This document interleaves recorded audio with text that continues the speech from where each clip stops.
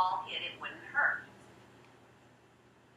Oh goodness, the stuff was old, had been left there a long time, maybe, I don't know, years. But it was still good, so it could be used, and we decided to go ahead and set up or establish a hockey team.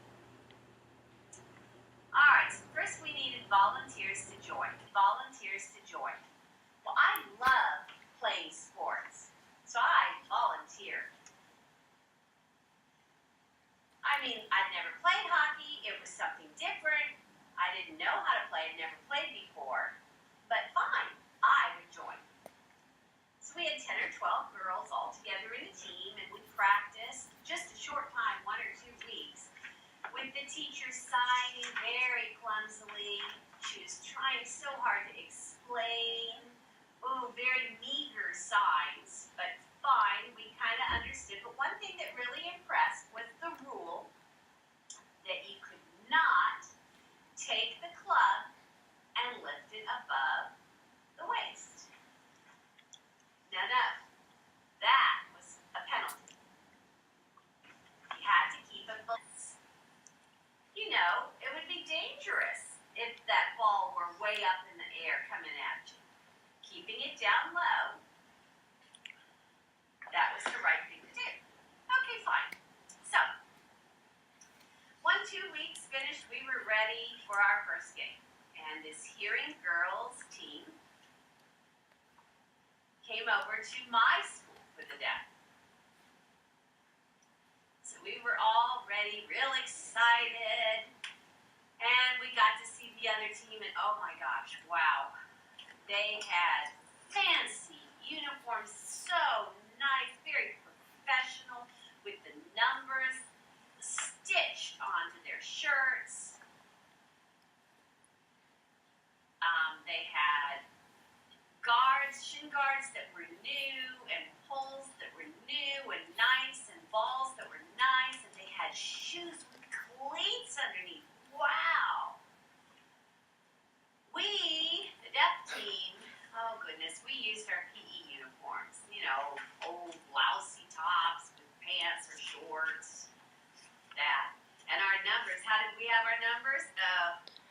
Very stingy squares of cloth on the front that we tied around our waist and our neck, and the numbers were painted on, 10, 12, that. Very, like, living canvas, living meagerly. But we had a good positive attitude, and that was what was important to play. And we were going to try to beat that team, so let's get on with it. 5. Ready to go. Oh, but you know what? We found this was hard. It was not a trivial game, and that hearing team was skilled. They could move around the team, and they knew how to defend, and they knew how to work together, and we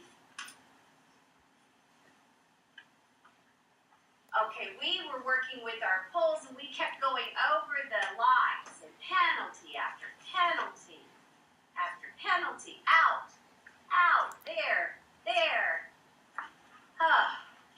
And again, it happened. Something awful that happened. We shot the ball outside of the line, so the other team was getting ready to put it back into play. I was breathing so hard. I was really, really tired.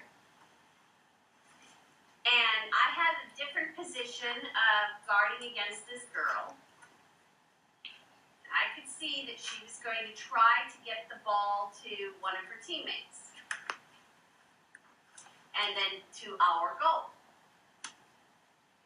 And I figured she was going to send that ball behind us. And I was ready to defend. Here we go.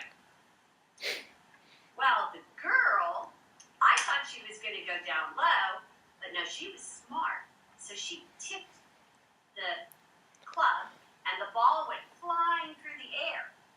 And I see it come up in the air, and I'm thinking to myself, I am going to have to run to get to that ball. No way. Forget that. So I lifted up my club that one time,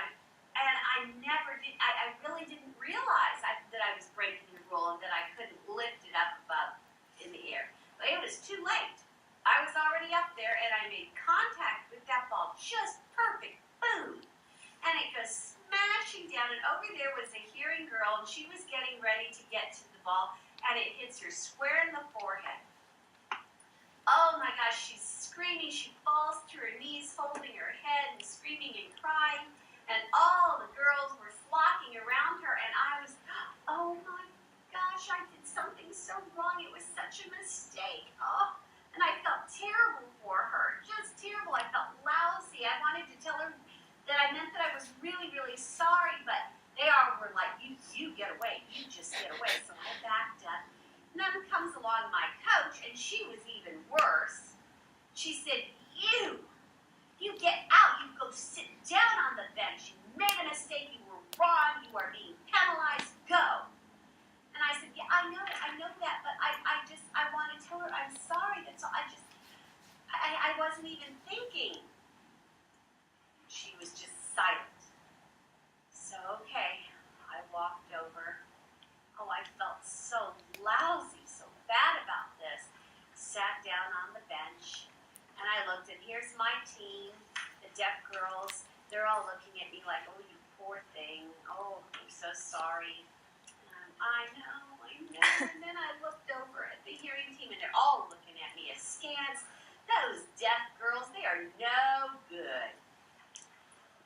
Oh, when the game was over, and I just still felt so lousy about it. So after that, I quit the team, and I left field hockey. No.